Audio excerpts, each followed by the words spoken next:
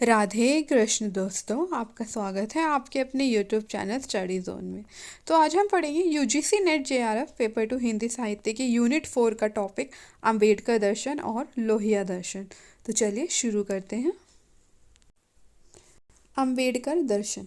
अंबेडकर दर्शन का जो मूल है वो है समता मूलक समाज, यानी कि अंबेडकर जी समाज में समानता चाहते थे और यही उनके दर्शन का मूल है, समता मूलक समाज। अंबेडकर दर्शन। डॉक्टर भीमराव जी अंबेडकर था। अंबेडकर जी का पूरा नाम डॉक्टर भीमराव जी अंबेडकर था। उनकी पत्नी रमाबाई अंबेडकर थी। उनका जन्म 14 अप्रैल 1891 में हुआ था और उनकी मृत्यु 6 दिसंबर 1956 में हुई। इन्हें विधिवेत्ता, डॉक्टर अंबेडकर को विधिवेत्ता, अर्थशास्त्री, राजनीतिज्ञ, समाज सुधारक आदि रूप में भी जाना जाता है। क्या कहा है कि जो अंबेडकर थे इनको विधिवेत्ता, अर्थशास्त्री, राजनीतिज्ञ, समाज सुधारक आदि के रूप में भी जाना जाता है। भारत के प्रथम विधि एवं न्याय मंत्री थे। डॉक्टर अंबेडकर भारत के प्रथम विधि एवं न्याय मंत्री थे। अंबेडकर दर्शन सामाजिक, राजनीतिक व धार्मिक विचारधारा है। क्या कहा गया है कि जो अंबेडकर दर्शन है वह सामाजिक, राजनीतिक व धार्मिक विचारधारा है।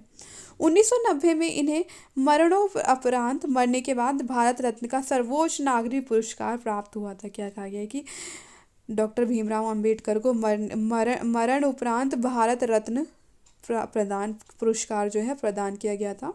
अंबेडकर का मूल दर्शन भारत में जाति विहीन समाज की स्थापना है। क्या है उनका मूल दर्शन? क्या है कि भारत में जाति विहीन समाज की स्थापना, यानी कि जो जाति व्यवस्था है उसको एक तरह से समाप्त करना ही उनका जो है जो उनकी जो है इच्छा थी कि जो भारत में जाति विहीन समाज की स्थापना हो सके। इनके सिद्धांत हैं। पहला, वर्ण व्यवस्था का विरोध। इन्होंने वर्ण व्यवस्था का विरोध किया है, जाति प्रथा का विरोध किया है, अस्पृश्यता का विरोध किया है, हिंदू समाज की मान्यता जैसे कि सती प्रथा हो गई और सती प्रथा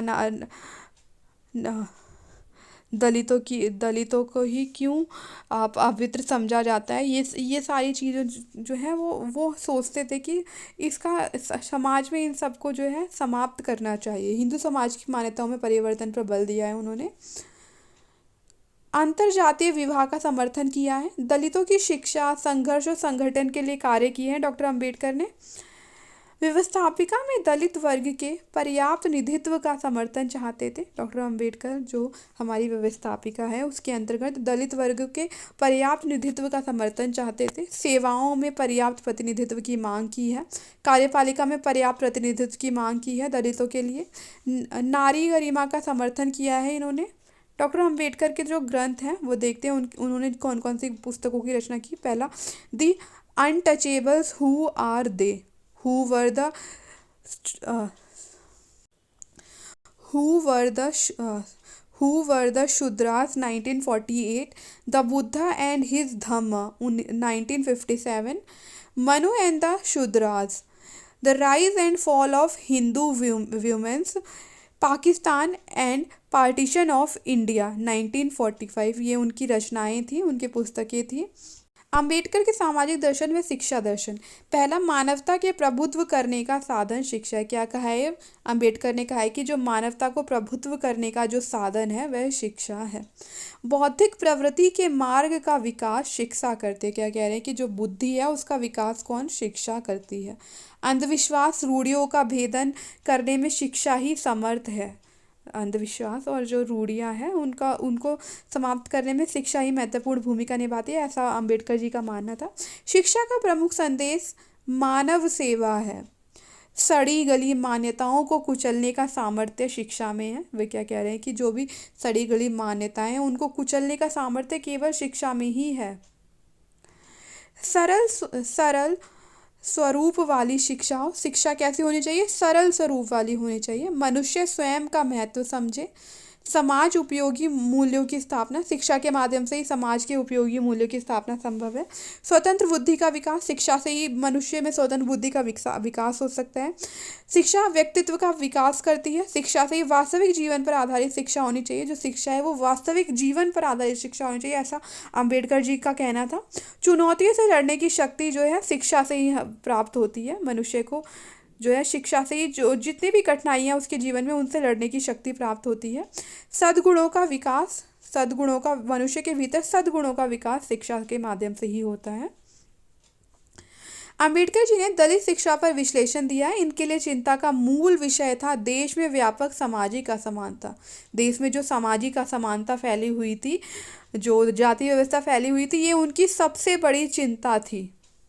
अंबेडकर ने बॉम्बे लेजिस्लेटिव काउंसिल में दलित शिक्षा का मुद्दा उठाते हुए जनसंख्या को बांटते हुए अपनी बात रखी है। वे कहते हैं कि विकसित हिंदुओं का वर्ग, एक तो उन्होंने विकसित हिंदुओं के वर्ग की बात करी और दूसरा मध्यवर्ती हिंदुओं का वर्ग। इसमें वे लोग शामिल हैं जिन्हें अब राजनीतिक उद्देश्यों के लिए गैर ब्राह्मण जैसे मराठा, अन्य संबंधित जातियां कहा गया है।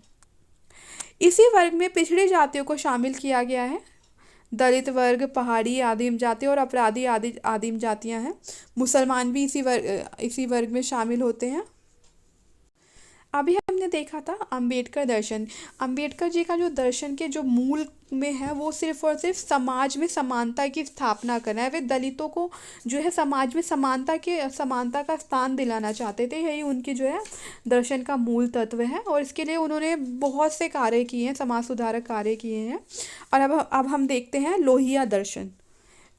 डॉक्टर राम मनोहर लोहिया का जन्म 23 मार्च 1910 में उत्तर प्रदेश के अकबरपुर अंबेडकर नगर नामक स्थान पर हुआ था।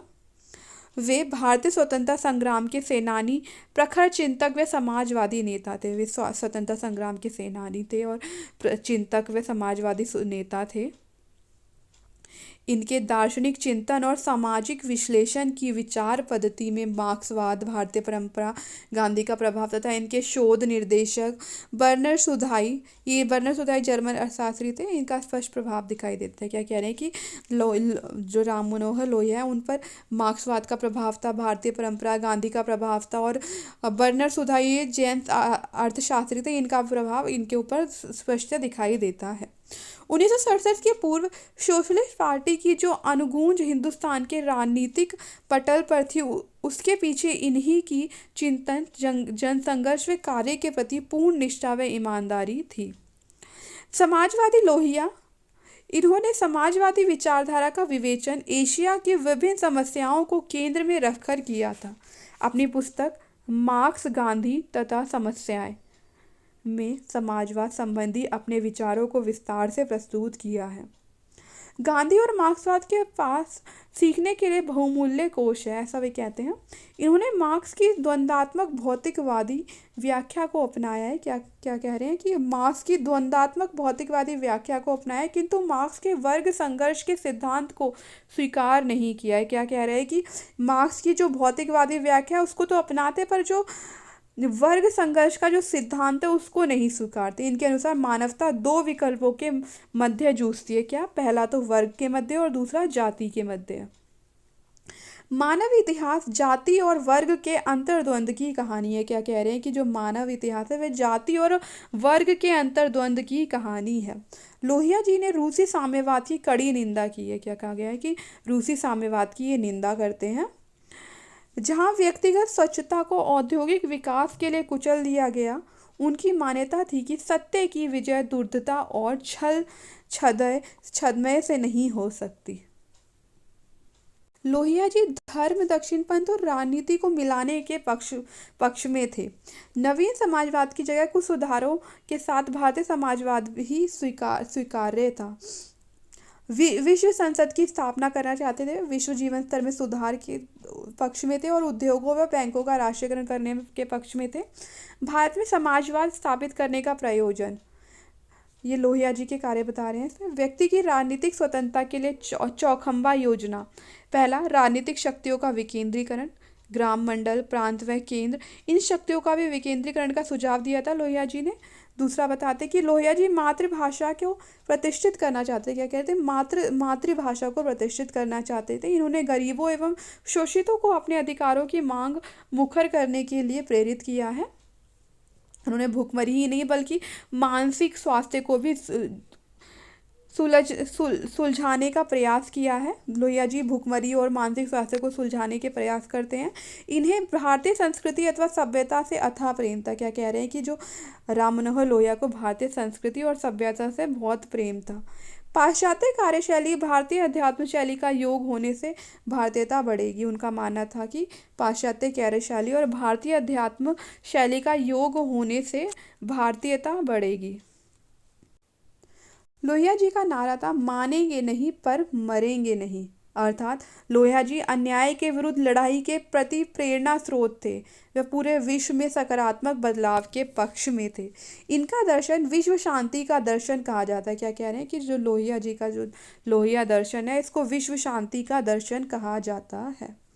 ये निशस्त्रीकरण, विश्व विकास समिति, अंतर्राष्ट्रीयवाद, संयुक्त राष्ट्र संघ का पुनर्गठन और विश्व की सरकार की उनकी योजनाएं उन्हें विश्व नागरिक और उनके दर्शन को विश्व दर्शन सिद्ध करती है। उनके लोहिया विकास की जो आर्थिक विकास की रूपरेखा है वो देखते हैं। लोहिया दर्शन की आर्थिक विकास की रूपरेखा, इनकी मान्यता था कि गांधीवादी शक्तियां गृह तथा आर्थिक और राजनीतिक क्षेत्रों में विकेंद्रीकरण को अपनाए जाने की नीति के मध्य से ही मार्क्सवाद के लक्ष्य की प्राप्ति हो जाएगी। मार्क्सवाद भौतिक उत्पादन और संतुष्टि तो प्रदान कर सकता है किंतु आध्यात्मिक शांति नहीं दे सकता। भौतिक संतुष्टि समाजवाद का एकमात्र लक्ष्य नहीं है। सप्त क्रांति, नर नारी की समानता के लिए क्रांति हुई थी। रंग भेद के कारण राजकीय, आर्थिक तथा वैचारिक असमानता का विरोध किया है इन्होंने।